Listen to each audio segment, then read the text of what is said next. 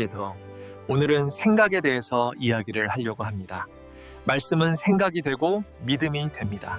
믿음이다. 사랑하는 성도 여러분, 오늘은 생각에 대해서 나누고자 합니다. 먼저 여러분 성도님들의 가정이 평안하시고 몸이 건강하시며 자녀들이 효도를 하시기를 바랍니다. 만사가 잘 되어 형통하시기를 기원합니다. 인간들은 생각으로 살아갑니다. 항상 생각을 합니다. 생각으로 출근합니다. 생각으로 밥을 짓습니다. 생각으로 로봇도 차도 만듭니다. 생각으로 싸우기도 합니다. 생각이 입에서 나오면 말이 됩니다. 생각을 집약하면 책이 됩니다. 생각이 문서가 되고 생각이 설계도가 되고 그리고 그 생각은 바로 집으로 나오고 로봇으로 나오고 비행기로 나오고 미사일로 나옵니다. 생각은 바로 현실이 되는 것입니다. 세상은 누군가의 생각에 의해서 나왔습니다. 집을 나서면 아스팔트가 나옵니다. 누군가의 생각에서 나왔습니다. 차를 탑니다. 누군가의 생각에서 나왔습니다. 핸드폰을 봅니다. 누군가의 생각에서 나왔습니다. 생각이 현실이 되는 것입니다. 성공한 사람들은 생각을 현실로 만든 것입니다. 이것을 아이디어라고 합니다. 안녕하십니까? 성경과 사람들입니다. 이 생각에 대해서 더 듣고 싶으시면 구독과 좋아요 눌러주세요. 알람 설정도 부탁을 올립니다. 그리고 이 말씀이 마음에 드시면 꼭 옆에 생각난 분들에게 들어보라고 카톡으로 공유해 주시면 감사하겠습니다. 지금 이 순간 어떤 생각이 머릿속을 스쳐 지나가고 있습니까? 혹시 이런 생각을 해본 적 있으십니까? 나는 왜 이렇게 안 될까? 나만 힘든 것 같아? 하나님은 정말 나를 사랑하시는 걸까? 아니면 이런 생각은 어떻습니까? 저 사람만 잘 되네. 나도 저렇게 해볼까? 한 번쯤은 괜찮지 않을까? 우리는 하루에 수만 가지 생각을 합니다. 어떤 연구 결과에 따르면 사람은 하루에 6만에서 7만 가지의 생각을 한다고 합니다. 그런데 놀라운 사실은 그중 80%가 부정적인 생각이고 95%는 어제와 똑같은 생각이라고 합니다. 생각이 이렇게 중요한데도 우리는 생각에 대해 얼마나 주의를 기울입니까? 오늘 제가 여러분께 나누고 싶은 이야기는 바로 이것입니다. 생각은 우연히 떠오르는 것이 아닙니다. 생각에는 반드시 근원이 있습니다. 그리고 그 근원이 어디인지에 따라 우리 인생이 완전히 달라집니다. 성경은 이렇게 말씀합니다. 잠언 4장 23절입니다. 대저 그 마음의 생각이 어떠하면 그 위인도 그러한즉 우리 마음의 생각이 어떠한가가 곧 우리가 어떤 사람인가를 결정합니다. 생각이 말이 되고 말이 행동이 되고 행동이 습관이 되고 습관이 인격이 되고 인격이 운명이 됩니다. 그렇다면 우리 마음에 떠오르는 생각은 어디서 올까요? 오늘 이 시간 함께 살펴보겠습니다. 생각의 근원을 알게 되면 우리는 삶의 주도권을 되찾을 수 있습니다. 사탄의 속임수를 분별할 수 있습니다. 하나님의 음성을 들을 수 있습니다. 첫째, 하나님께서 주시는 생각이 있습니다.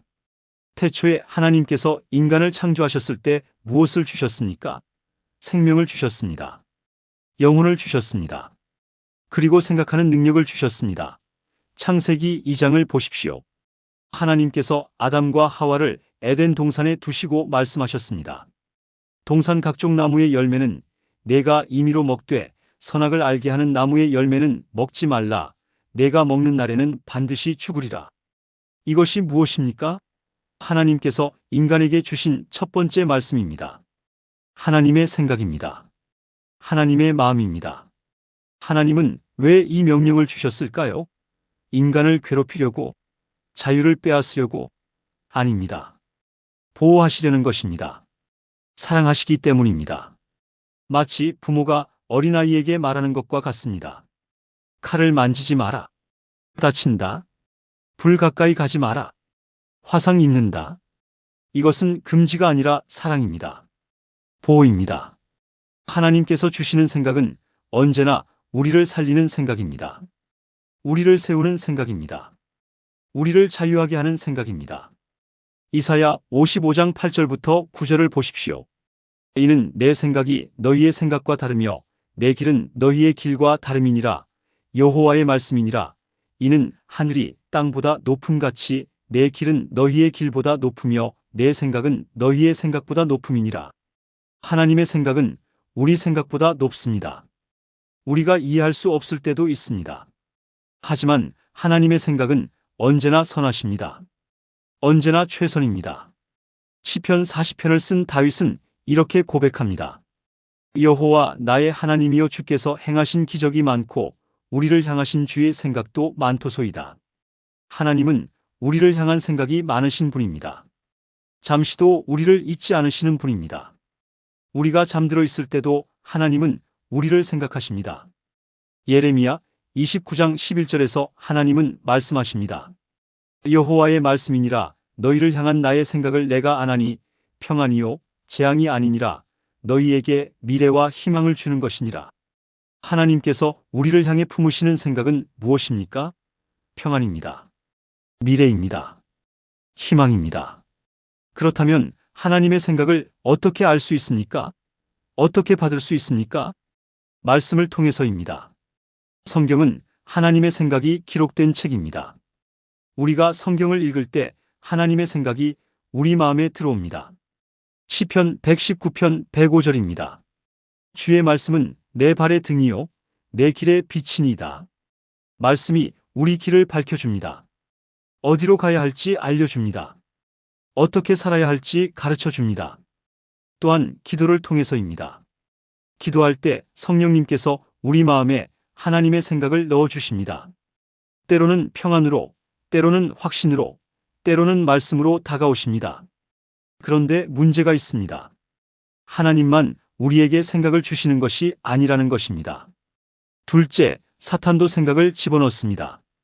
이것이 오늘 우리가 반드시 알아야 할 중요한 진리입니다. 사탄은 실제로 존재하며 그는 우리 생각에 직접 개입합니다. 요한복음 13장 2절을 보십시오. 마귀가 벌써 시몬의 아들 가룟 유다의 마음에 예수를 팔려는 생각을 넣었더니, 여기서 주목해야 할 단어가 있습니다. 넣었더니입니다. 헬라어 원문을 보면 발로라는 단어가 쓰였는데 이것은 던지다, 집어넣다라는 의미입니다. 사탄이 유다의 마음에 생각을 던져 넣었다는 것입니다. 유다 스스로 생각한 것이 아닙니다. 사탄이 집어넣은 것입니다. 유다는 어떤 사람이었습니까? 예수님의 12제자 중 한 명이었습니다. 3년 동안 예수님과 함께 다녔습니다. 예수님의 기적을 보았습니다. 예수님의 말씀을 들었습니다. 심지어 돈계를 맡을 정도로 신뢰받는 위치에 있었습니다. 그런 유다가 어떻게 예수님을 팔 수 있었습니까? 한순간의 실수였을까요? 아닙니다. 먼저 생각이 있었습니다. 사탄이 넣은 생각이 있었습니다. 예수님은 결국 로마를 이기지 못할 거야. 이 배에서 빨리 내려야 해. 차라리 돈이라도 받고 팔자. 은 30이면 적지 않은 돈이야. 이런 생각이 유다의 마음에 들어왔습니다. 처음에는 작은 생각이었을 것입니다. 스쳐 지나가는 생각이었을 것입니다. 하지만 유다는 그 생각을 붙들었습니다. 곱씹었습니다. 키웠습니다.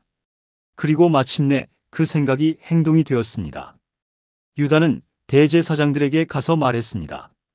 내가 예수를 너희에게 넘겨주리니 얼마를 주려느냐? 한 가지 더 중요한 사실이 있습니다. 요한복음 13장 27절을 보십시오. 조각을 받은 후 곧 사탄이 그 속에 들어간지라. 사탄이 생각을 넣는 데서 그치지 않았습니다. 마침내 유다 안에 들어갔습니다. 생각이 문을 열어준 것입니다. 이것이 사탄이 일하는 방식입니다. 먼저 생각을 넣습니다. 그 생각을 받아들이면 더 강한 생각을 넣습니다. 결국 그 사람의 마음을 완전히 장악합니다. 우리 교회 집사님의 간증입니다. 몇 년 전 우리 교회 집사님 한 분이 이런 일을 겪으셨습니다. 집사님은 평소처럼 차를 몰고 가고 계셨습니다. 그런데 갑자기 이상한 생각이 머릿속에 떠올랐습니다. 저 전봇대에 차를 박아버리면 어떨까? 그냥 죽어버리면 편하겠다. 집사님은 깜짝 놀라셨습니다. 이게 무슨 생각인가? 내가 왜 이런 생각을 하지? 집사님은 평소 신앙생활을 열심히 하시는 분이셨습니다. 자살 같은 것은 생각해 본 적도 없으셨습니다. 그런데 갑자기 이런 생각이 떠오른 것입니다. 집사님이 나중에 간증하시길 그 순간 깨달았다고 합니다. 이 생각은 내가 한 것이 아니구나. 내 생각이 아닌데 내 머릿속에 떠오른 거야. 이것은 사탄이 넣은 생각이구나. 집사님은 즉시 그 생각을 물리치셨습니다. 사탄아, 물러가라. 나는 하나님의 자녀다. 하나님께서 내게 주신 생명이다. 나는 하나님의 목적을 이루며 살 것이다. 그렇게 말씀으로 대응하시자 그 생각이 사라졌다고 합니다. 사랑하는 여러분, 이것이 얼마나 중요한 깨달음입니까? 우리 머릿속에 떠오르는 모든 생각이 다 우리 생각이 아닙니다. 사탄이 넣는 생각이 있습니다. 특히 이런 생각들을 주의하십시오. 죽고 싶다. 나는 쓸모없는 사람이야. 하나님도 나를 포기하셨어. 이제 희망이 없어. 차라리 죄를 짓고 말지. 이런 생각들이 떠오를 때 즉시 분별해야 합니다. 이것은 하나님께서 주시는 생각이 아닙니다. 사탄이 넣는 생각입니다. 베드로도 비슷한 경험을 했습니다. 마태복음 16장을 보십시오. 예수님께서 자신이 고난받고 죽임을 당할 것을 말씀하시자 베드로가 나서서 말했습니다. 주여, 그리 마옵소서. 이 일이 결코 주께 미치지 아니하리이다. 얼핏 들으면 베드로가 예수님을 사랑해서 한 말 같습니다. 하지만 예수님의 반응을 보십시오. 예수께서 돌이키시며 베드로에게 이르시되, 사탄아, 내 뒤로 물러가라. 너는 나를 넘어지게 하는 자로다. 내가 하나님의 일을 생각하지 아니하고 도리어 사람의 일을 생각하는도다. 예수님은 베드로를 향해 말씀하시면서 사탄아라고 하셨습니다. 왜 그럴까요? 베드로의 입을 통해 사탄이 말하고 있었기 때문입니다. 베드로의 생각 속에 사탄의 생각이 들어와 있었기 때문입니다. 그렇다면 맨 처음 사탄이 인간에게 생각을 넣은 사건은 언제였을까요? 셋째, 하와에게 임한 사탄의 속임수. 창세기 3장으로 돌아가 보겠습니다. 인류 역사상 가장 비극적인 사건이 일어난 현장입니다. 뱀이 하와에게 다가옵니다. 성경은 이 뱀이 들짐승 중에 가장 간교하다라고 말합니다. 간교하다는 히브리어 아름은 교묘하다, 영리하다, 꾀가 많다는 의미입니다. 사탄은 정면으로 공격하지 않습니다. 교묘하게 접근합니다. 마치 친구처럼, 좋은 자처럼 다가옵니다. 뱀이 하와에게 물었습니다. 하나님이 참으로 너희에게 동산 모든 나무의 열매를 먹지 말라 하시더냐? 이 질문 자체가 거짓입니다. 하나님은 그렇게 말씀하지 않으셨습니다. 하나님은 동산 각종 나무의 열매는 내가 임의로 먹되 선악을 알게 하는 나무의 열매는 먹지 말라고 하셨습니다. 사탄의 전략을 보십시오. 하나님의 말씀을 왜곡합니다. 과장합니다. 하나님을 마치 인색하고 억압적인 분처럼 만듭니다. 하나님이 너희를 정말 사랑하신다면 왜 이것도 먹지 말라 저것도 먹지 말라 하시겠어? 하나님이 너희 자유를 빼앗고 계시는 거야. 이런 생각이 하와의 마음에 들어가기 시작했습니다. 하와가 대답했습니다. 동산나무의 열매를 우리가 먹을 수 있으나 동산 중앙에 있는 나무의 열매는 하나님의 말씀에 너희는 먹지도 말고 만지지도 말라 너희가 죽을까 하노라 하셨느니라. 하와의 대답에도 문제가 있습니다. 하나님은 만지지 말라고 하지 않으셨습니다. 하와가 하나님의 말씀에 자기 생각을 덧붙인 것입니다. 이미 하와의 마음이 흔들리고 있다는 증거입니다. 그러자 뱀이 핵심 공격을 시작합니다. 너희가 결코 죽지 아니하리라. 너희가 그것을 먹는 날에는 너희 눈이 밝아져 하나님과 같이 되어 선악을 알 줄 하나님이 아심이니라. 사탄의 거짓말이 여기 다 들어 있습니다. 첫째, 하나님의 말씀을 정면으로 부정합니다. 너희가 결코 죽지 아니하리라. 둘째, 하나님을 의심하게 만듭니다. 하나님이 너희가 하나님처럼 될까봐 두려워서 금지하신 거야. 셋째, 인간의 욕심을 자극합니다. 너희가 하나님과 같이 되어. 이 모든 것이 생각으로 하와에게 들어갔습니다. 그리고 창세기 3장 6절을 보십시오. 여자가 그 나무를 본즉 먹음직도 하고 보암직도 하고 지혜롭게 할 만큼 탐스럽기도 한 나무인지라. 하와의 생각이 완전히 바뀌었습니다. 처음에는 하나님께서 먹지 말라고 하신 나무였습니다. 그런데 이제는 먹음직하고 보암직하고 탐스러운 나무로 보입니다. 무엇이 달라졌습니까? 나무가 달라진 것이 아닙니다. 하와의 생각이 달라진 것입니다. 사탄이 넣은 생각이 하와의 눈을 가린 것입니다. 그리고 하와는 그 실과를 따먹었습니다. 남편 아담에게도 주워 먹게 했습니다. 한 가지 생각이 인류 전체를 타락시켰습니다. 한 가지 잘못된 생각이 에덴을 잃게 만들었습니다. 권사님의 간증입니다. 우리 교회 권사님 한 분이 이런 경험을 하셨습니다. 권사님은 복음을 전하는 일에 열심히 많으신 분이셨습니다. 그런데 복음 사역에 돈이 필요했습니다. 어느 날 권사님 마음에 이런 생각이 들었습니다. 염소를 키워서 돈을 벌면 어떨까? 염소 사업이 요즘 잘 된다던데. 그렇게 돈을 벌어서 하나님 일을 하면 되겠다. 좋은 생각처럼 보였습니다. 하나님 일을 위해 돈을 버는 것이잖아요. 그래서 권사님은 염소 사업을 시작하셨습니다. 처음에는 순조로웠습니다. 염소가 잘 자랐습니다. 그런데 시간이 지나면서 문제가 생기기 시작했습니다. 염소 돌보는 일에 시간을 빼앗겼습니다. 기도 시간이 줄었습니다. 말씀 읽는 시간이 없어졌습니다. 교회 봉사도 제대로 못하게 되었습니다. 권사님은 점점 지쳐갔습니다. 염소 사업은 생각만큼 쉽지 않았습니다. 돈도 제대로 벌리지 않았습니다. 오히려 손해만 보게 되었습니다. 결국 권사님은 깨달았습니다. 아, 이것은 하나님의 뜻이 아니었구나. 사탄이 나에게 생각을 넣었구나. 하나님 일을 한다는 명목으로 나를 하나님에게서 멀어지게 만든 거야. 권사님이 회개하며 기도하셨습니다. 하나님, 제가 잘못했습니다. 제 방법으로 하나님 일을 하려고 했습니다. 이제는 하나님의 방법으로 하겠습니다. 그때부터 권사님은 염소 사업을 정리하고 다시 기도와 말씀에 집중하셨습니다. 그러자 놀랍게도 하나님께서 다른 방법으로 복음 사역의 길을 열어주셨습니다. 사랑하는 여러분, 이것을 보십시오. 사탄은 얼마나 교묘합니까? 하나님 일을 한다는 명목으로 사람을 미혹합니다. 선한 것처럼 보이는 생각을 넣어서 결국 하나님에게서 멀어지게 만듭니다. 사탄이 이렇게 속삭입니다. 하나님 일을 하려면 먼저 돈을 벌어야지. 세상에서 성공해야 하나님 영광이 되지. 이 방법이 더 효율적이야. 하나님도 이해하실 거야. 그럴듯해 보입니다. 하지만 하나님의 방법이 아닙니다.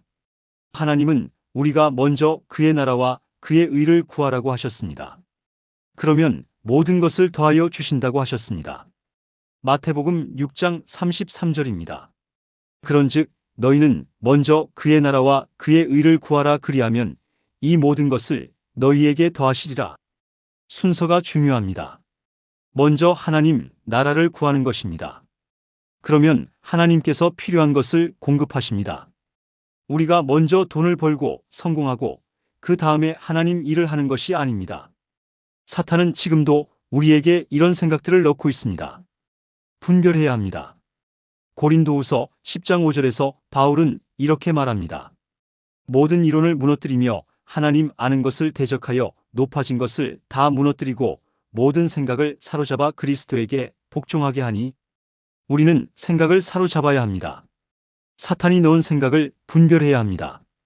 그리고 그것을 그리스도께 복종시켜야 합니다. 넷째, 예수님도 생각의 전쟁을 치르셨습니다. 예수님께서 공생애를 시작하시기 전 무엇을 하셨습니까? 광야로 가셨습니다. 40일 동안 금식하셨습니다. 마태복음 4장을 보십시오. 그때 예수께서 성령에게 이끌리어 마귀에게 시험을 받으러 광야로 가사. 예수님께서 왜 광야로 가셨습니까? 마귀에게 시험을 받으러 가신 것입니다. 이것은 하나님의 계획이었습니다. 예수님께서 반드시 이겨내셔야 할 과정이었습니다. 40일을 금식하시고 줄이셨을 때 마귀가 나타났습니다. 첫 번째 시험입니다. 내가 만일 하나님의 아들이거든 명하여 이 돌들로 떡덩이가 되게 하라. 이것은 육체의 정욕에 대한 시험입니다. 예수님은 40일을 굶으셨습니다. 배고프셨습니다. 그런데 사탄이 생각을 넣습니다. 내가 하나님의 아들이잖아. 능력이 있잖아. 이 돌을 떡으로 만들어. 누가 알아? 아무도 없잖아. 내가 배고픈데 먹으면 되지. 하나님도 이해하실 거야. 그런데 예수님께서 어떻게 대응하셨습니까? 예수께서 대답하여 이르시되 기록되었으되 사람이 떡으로만 살 것이 아니요 하나님의 입으로부터 나오는 모든 말씀으로 살 것이라 하였느니라. 예수님께서 말씀으로 대응하셨습니다. 신명기 8장 3절의 말씀으로 사탄의 생각을 물리치셨습니다. 두 번째 시험입니다. 마귀가 예수님을 거룩한 성으로 데려다가 성전 꼭대기에 세우고 말했습니다. 내가 만일 하나님의 아들이어든 뛰어내리라 기록되었으되 그가 너를 위하여 그의 사자들을 명하시리니 그들이 손으로 너를 받들어 발이 돌에 부딪히지 않게 하리로다 하였느니라. 이번에는 사탄도 성경을 인용합니다. 시편 91편 11절과 12절입니다. 그런데 사탄이 성경을 어떻게 사용합니까? 왜곡해서 사용합니다. 자기 목적을 위해 사용합니다. 이것은 안목의 정욕에 대한 시험입니다. 사람들 앞에서 기적을 행하여 주목받으라는 유혹입니다. 예수님께서 대답하셨습니다.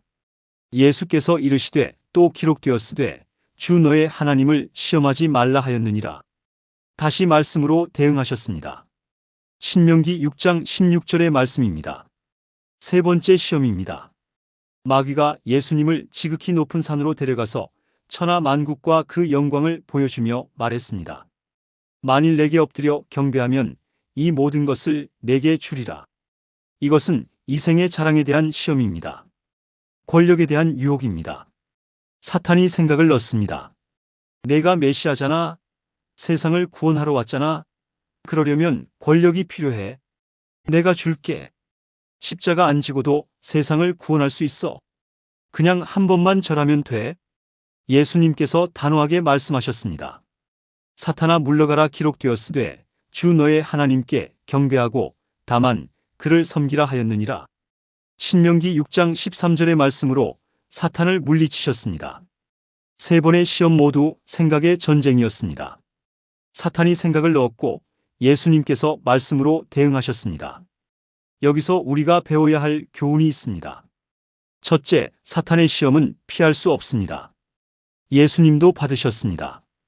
우리도 받을 것입니다. 둘째, 사탄은 우리 생각에 직접 개입합니다. 우리가 배고플 때, 지쳤을 때, 약할 때 공격합니다. 셋째, 승리의 유일한 무기는 말씀입니다. 예수님께서 세 번 모두 기록되었으되라고 하시며 말씀으로 대응하셨습니다. 에베소서 6장 17절입니다. 구원의 투구와 성령의 검 곧 하나님의 말씀을 가지라. 말씀이 검입니다. 사탄을 물리치는 무기입니다. 잘못된 생각을 무찌르는 도구입니다. 그렇다면 말씀을 어떻게 우리 무기로 삼을 수 있습니까? 다섯째, 말씀으로 생각을 지켜야 합니다. 로마서 10장 17절입니다. 그러므로 믿음은 들음에서 나며 들음은 그리스도의 말씀으로 말미암았느니라. 믿음이 어디서 옵니까? 들음에서 옵니다. 무엇을 듣습니까? 그리스도의 말씀을 듣습니다. 우리가 무엇을 듣느냐가 우리 믿음을 결정합니다. 우리가 무엇을 듣느냐가 우리 생각을 결정합니다. 세상 사람들은 무엇을 듣습니까? 뉴스를 듣습니다. 유튜브를 봅니다. SNS를 봅니다.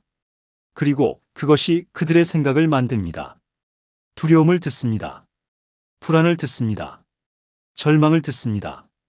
그래서 두려워하고 불안해하고 절망합니다. 하지만 우리는 무엇을 들어야 합니까? 말씀을 들어야 합니다. 시편 1편 1절부터 2절입니다. 복 있는 사람은 악인들의 꾀를 따르지 아니하며 죄인들의 길에 서지 아니하며 오만한 자들의 자리에 앉지 아니하고 오직 여호와의 율법을 즐거워하여 그의 율법을 주야로 묵상하는도다. 복 있는 사람의 특징이 무엇입니까? 말씀을 묵상하는 사람입니다. 주야로 낮에나 밤에나 말씀을 생각하는 사람입니다. 묵상한다는 히브리어 하가는 중얼거리다, 속삭이다, 되뇌다는 의미입니다. 마치 소가 되새김질하듯이 말씀을 반복해서 생각하는 것입니다.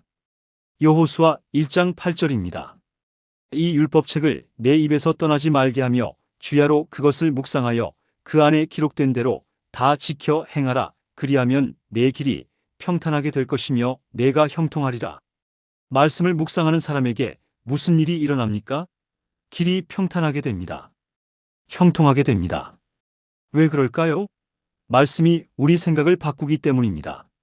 말씀이 우리 마음을 새롭게 하기 때문입니다. 로마서 12장 2절입니다. 너희는 이 세대를 본받지 말고 오직 마음을 새롭게 함으로 변화를 받아 하나님의 선하시고 기뻐하시고 온전하신 뜻이 무엇인지 분별하도록 하라.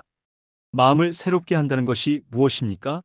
생각을 새롭게 하는 것입니다. 세상적인 생각에서 하나님의 생각으로 바뀌는 것입니다. 그렇다면 구체적으로 어떻게 말씀으로 생각을 지킬 수 있습니까? 첫째, 매일 말씀을 읽어야 합니다. 우리 몸이 매일 음식을 필요로 하듯이 우리 영혼도 매일 말씀을 필요로 합니다. 하루라도 말씀을 놓치면 우리 영혼은 굶주립니다. 마태복음 4장 4절에서 예수님께서 말씀하셨습니다. 사람이 떡으로만 살 것이 아니요 하나님의 입으로부터 나오는 모든 말씀으로 살 것이라. 사람은 떡으로만 사는 것이 아닙니다. 말씀으로 삽니다. 육체는 떡으로 살지만 영혼은 말씀으로 삽니다. 그러므로 매일 아침 말씀을 읽으십시오. 하루를 시작하기 전에 말씀으로 여러분의 생각을 채우십시오. 둘째, 말씀을 암송해야 합니다.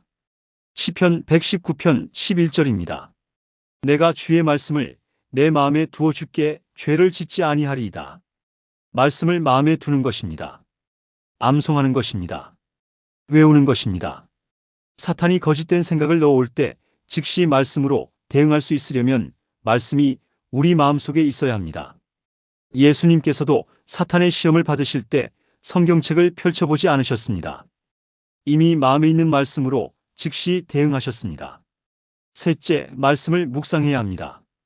단순히 읽는 것을 넘어서 깊이 생각해야 합니다. 내 삶에 어떻게 적용할지 고민해야 합니다. 시편 1편 3절을 보십시오. 말씀을 묵상하는 사람은 그는 시냇가에 심은 나무가 철을 따라 열매를 맺으며 그 잎사귀가 마르지 아니함 같으니 그가 하는 모든 일이 다 형통하리로다. 말씀을 묵상하는 사람은 마르지 않습니다. 열매를 맺습니다. 형통합니다. 넷째, 말씀대로 순종해야 합니다. 야고보서 1장 22절입니다. 너희는 말씀을 행하는 자가 되고 듣기만 하여 자신을 속이는 자가 되지 말라. 말씀을 듣기만 하고 행하지 않으면 자신을 속이는 것입니다. 말씀이 우리 삶을 변화시키려면 순종해야 합니다. 여섯째, 말씀으로 실상을 만들어야 합니다. 히브리서 11장 1절입니다. 믿음은 바라는 것들의 실상이요 보이지 않는 것들의 증거니 믿음이 실상을 만듭니다. 믿음이 보이지 않는 것을 보이게 합니다. 그런데 믿음은 어디서 옵니까? 로마서 10장 17절에서 이미 봤습니다. 믿음은 들음에서 나며 들음은 그리스도의 말씀으로 말미암았느니라. 말씀을 들으면 믿음이 생깁니다. 믿음이 생기면 그것이 실상이 됩니다. 병든 성도의 간증입니다. 우리 교회 성도 중 한 분이 중병에 걸리셨습니다. 병원에서는 더 이상 치료 방법이 없다고 했습니다. 그분은 너무나 고통스러웠습니다. 매일 밤 잠을 이루지 못했습니다. 통증이 너무 심했습니다. 그분의 마음에 이런 생각이 수도 없이 떠올랐습니다. 차라리 죽으면 좋겠다. 이렇게 고통받느니 죽는 게 나아. 하나님, 저를 데려가 주세요. 죽고 싶다는 생각이 하루에도 수십 번씩 떠올랐습니다. 그 생각이 떠오를 때마다 그분은 절망했습니다. 그런데 어느 날 새벽 기도회에서 목사님이 이사야 53장 5절을 전했습니다.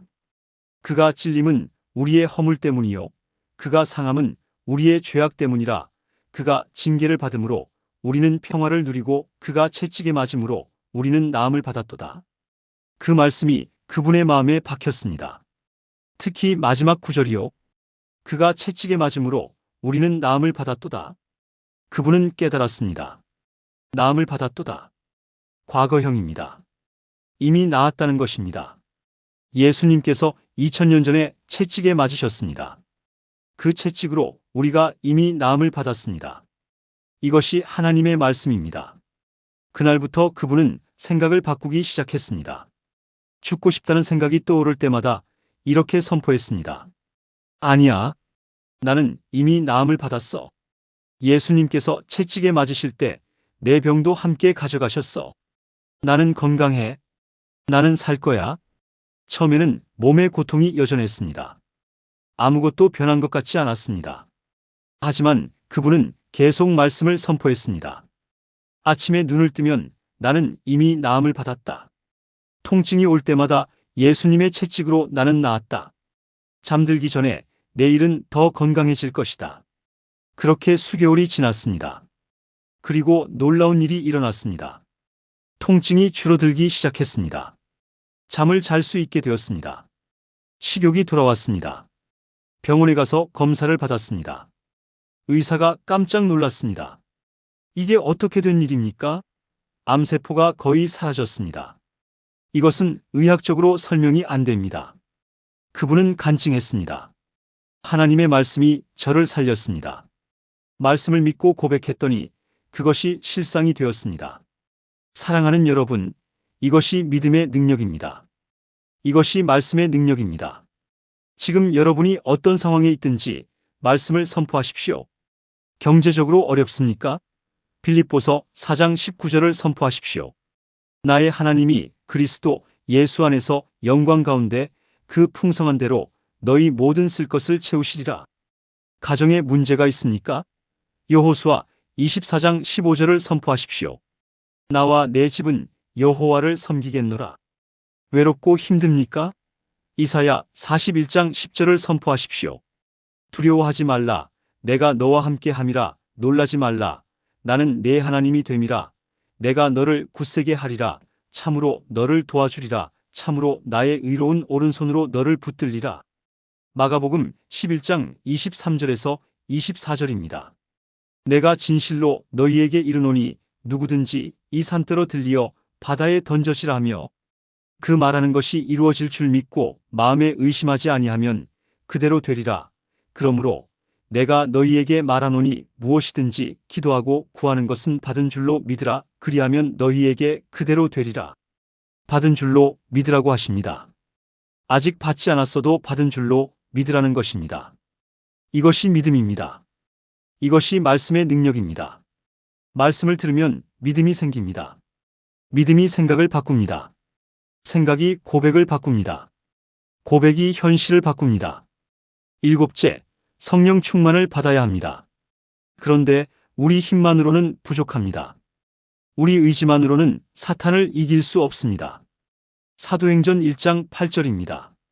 오직 성령이 너희에게 임하시면 너희가 권능을 받고, 권능이 어디서 옵니까? 성령이 임하실 때 옵니다.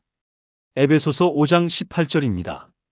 술 취하지 말라. 이는 방탕한 것이니 오직 성령으로 충만함을 받으라. 성령 충만은 선택이 아닙니다. 명령입니다.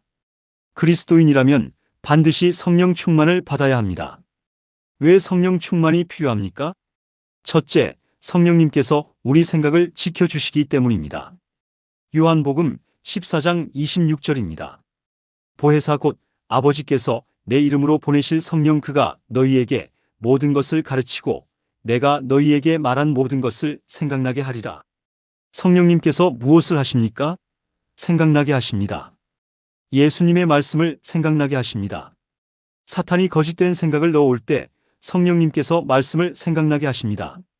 그래서 우리가 분별할 수 있습니다. 둘째, 성령님께서 우리에게 능력을 주시기 때문입니다. 우리 힘으로는 사탄을 이길 수 없습니다. 우리 의지로는 죄를 이길 수 없습니다. 하지만 성령님의 능력으로는 가능합니다. 스가랴 4장 6절입니다. 만군의 여호와께서 말씀하시되 이는 힘으로 되지 아니하며 능력으로 되지 아니하고 오직 나의 영으로 되느니라. 우리 힘이 아닙니다. 우리 능력이 아닙니다. 오직 성령님의 능력입니다. 셋째, 성령님께서 우리를 진리 가운데로 인도하시기 때문입니다. 요한복음 16장 13절입니다. 그러나 진리의 성령이 오시면 그가 너희를 모든 진리 가운데로 인도하시리니 성령님은 진리의 영이십니다. 거짓을 폭로하시고 진리를 드러내십니다. 잘못된 생각을 바로잡아 주시고 올바른 생각으로 인도하십니다. 그렇다면 어떻게 성령 충만을 받을 수 있습니까? 첫째, 간절히 구해야 합니다. 누가복음 11장 13절입니다. 너희가 악할지라도 좋은 것을 자식에게 줄 알거든 하물며 너희 하늘 아버지께서 구하는 자에게 성령을 주시지 않겠느냐? 구하면 주십니다. 간절히 구하십시오. 매일 아침 성령 충만을 구하십시오. 둘째, 죄를 회개해야 합니다. 우리 안에 죄가 있으면 성령님께서 충만히 역사하실 수 없습니다. 마음을 깨끗이 해야 합니다. 시편 51편 10절입니다. 하나님이여 내 속에 정한 마음을 창조하시고 내 안에 정직한 영을 새롭게 하소서. 셋째, 말씀으로 채워야 합니다. 골로새서 3장 16절입니다. 그리스도의 말씀이 너희 속에 풍성히 거하여. 말씀이 풍성히 거할 때 성령님께서 그 말씀을 통해 역사하십니다. 여덟째, 사탄은 우리 몸에 집을 짓고 살려고 합니다. 이것이 우리가 경계해야 할 가장 중요한 사실입니다. 가룟 유다의 경우를 다시 보십시오. 처음에는 사탄이 생각만 넣었습니다. 하지만 유다가 그 생각을 받아들이고 품고 키우자 마침내 사탄이 그 안에 들어갔습니다. 요한복음 13장 27절입니다. 조각을 받은 후 곧 사탄이 그 속에 들어간지라. 생각이 문을 열어줬습니다. 작은 생각 하나가 결국 사탄이 들어올 문이 되었습니다. 에베소서 4장 27절입니다. 마귀에게 틈을 주지 말라. 틈을 준다는 것이 무엇입니까? 자리를 준다는 것입니다. 공간을 준다는 것입니다. 잘못된 생각을 품으면 사탄에게 틈을 주는 것입니다. 사탄이 우리 마음에 자리를 잡게 되는 것입니다. 베드로전서 5장 8절입니다. 근신하라 깨어라 너희 대적 마귀가 우는 사자같이 두루다니며 삼킬 자를 찾나니. 사탄은 쉬지 않습니다. 끊임없이 우리를 노립니다. 우리 생각에 침투할 기회를 찾습니다. 특히 우리가 약할 때, 지칠 때, 외로울 때, 화났을 때 공격합니다. 그래서 우리는 항상 깨어 있어야 합니다. 항상 주의해야 합니다. 고린도전서 6장 19절에서 20절입니다. 너희 몸은 너희가 하나님께로부터 받은 바 너희 가운데 계신 성령의 전인 줄을 알지 못하느냐. 너희는 너희 자신의 것이 아니라 값으로 산 것이 되었으니 그런즉 너희 몸으로 하나님께 영광을 돌리라. 우리 몸은 성령의 전입니다. 하나님께서 거하시는 곳입니다. 그런데 우리가 잘못된 생각을 품으면 어떻게 됩니까? 사탄에게 우리 몸에 집을 짓게 하는 것입니다. 한 집에 두 주인이 있을 수 없습니다. 성령님이 거하시는 곳에 사탄이 함께 거할 수 없습니다. 그러므로 우리는 선택해야 합니다. 누구를 우리 안에 거하게 할 것입니까? 말씀과 성령으로 채워야 합니다. 사탄이 들어올 틈을 주지 말아야 합니다. 야고보서 4장 7절입니다. 그런즉 너희는 하나님께 복종할지어다 마귀를 대적하라 그리하면 너희를 피하리라. 어떻게 마귀를 대적합니까? 하나님께 복종함으로 대적합니다. 말씀에 순종함으로 대적합니다. 성령 충만함으로 대적합니다. 아홉째, 생각은 모든 것의 시작입니다.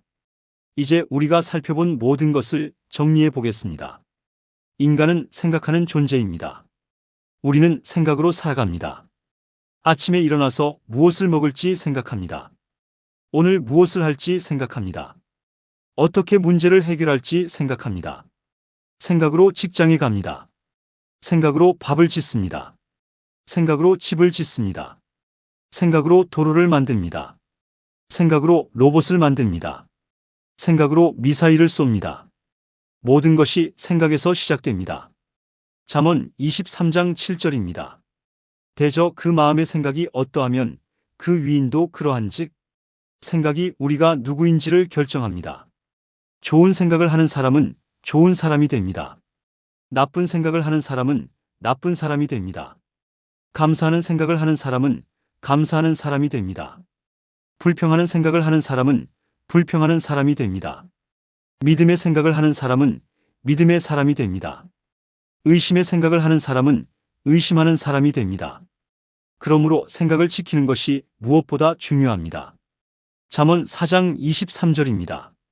모든 지킬 만한 것 중에 더욱 내 마음을 지키라. 생명의 근원이 이에서 남이니라. 마음을 지키라고 합니다. 생각을 지키라는 것입니다. 왜 그렇습니까? 생명의 근원이 거기에 있기 때문입니다.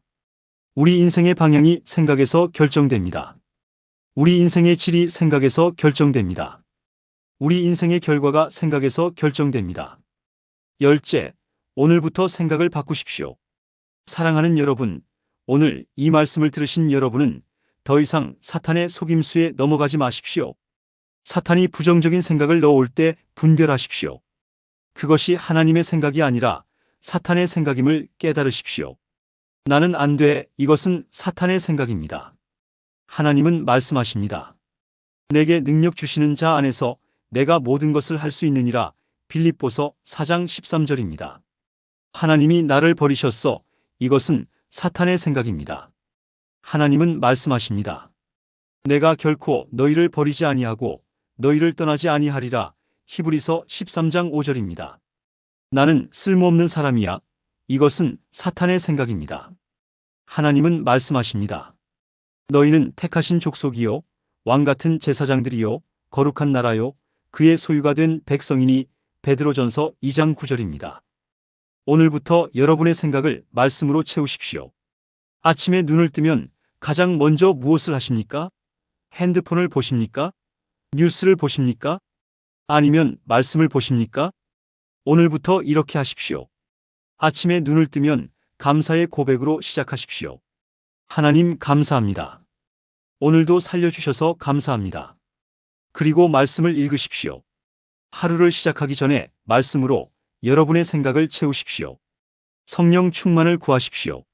성령님, 오늘 하루 저를 충만히 채워주소서.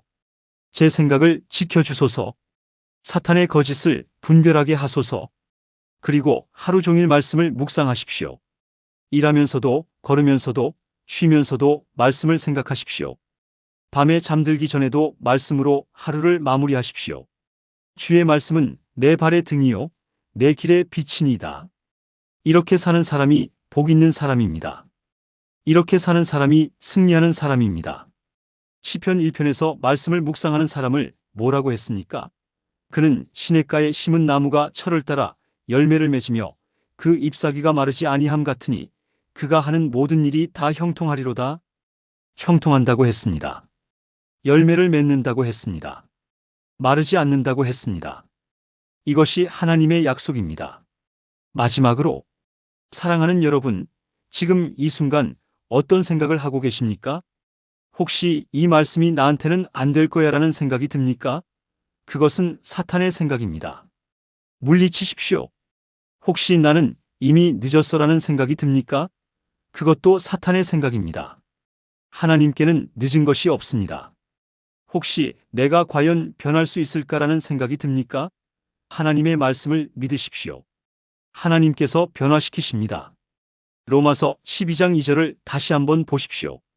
너희는 이 세대를 본받지 말고 오직 마음을 새롭게 함으로 변화를 받아 하나님의 선하시고 기뻐하시고 온전하신 뜻이 무엇인지 분별하도록 하라. 변화받으라고 하십니다. 수동태입니다. 우리가 스스로 변하는 것이 아닙니다. 하나님께서 변화시키시는 것입니다. 우리는 그저 마음을 들이면 됩니다. 생각을 들이면 됩니다. 그러면 하나님께서 변화시키십니다. 고린도후서 3장 18절입니다. 우리가 다 수건을 벗은 얼굴로 거울을 보는 것 같이 주의 영광을 보매 그와 같은 형상으로 변화하여 영광에서 영광에 이르니 곧 주의 영으로 말미암음이니라. 주를 바라보면 주와 같은 형상으로 변화됩니다. 말씀을 바라보면 말씀과 같이 변화됩니다. 오늘 이 말씀을 들으신 모든 분들께 축복합니다. 여러분의 생각이 하나님의 생각으로 채워지기를 축복합니다. 여러분의 마음에 말씀이 풍성히 거하기를 축복합니다. 여러분이 성령 충만하여 사탄의 모든 속임수를 이기기를 축복합니다. 여러분의 입에서 믿음의 고백이 나오기를 축복합니다. 여러분의 삶에 하나님의 형통하심이 나타나기를 축복합니다. 생각을 지키는 자가 복을 받습니다. 말씀을 묵상하는 자가 복을 받습니다. 성령 충만한 자가 복을 받습니다. 여러분 모두가 그런 복받은 사람이 되시기를 주님의 이름으로 축복합니다. 아멘. 이 말씀이 여러분 마음에 닿았다면 댓글에 아멘을 남겨주십시오. 구독 버튼을 눌러주십시오. 더 많은 영혼이 이 진리를 깨닫도록 공유해 주십시오. 여러분의 생각이 하나님의 말씀으로 가득하기를 기도합니다. 평안하고 복된 하루 되십시오.